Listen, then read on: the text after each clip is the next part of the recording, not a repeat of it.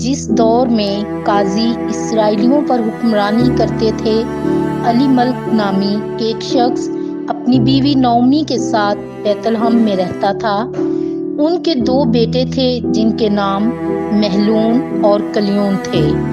एक साल फसलें इतनी खराब हुई कि मुल्क में काल पड़ गया और अली मल्क और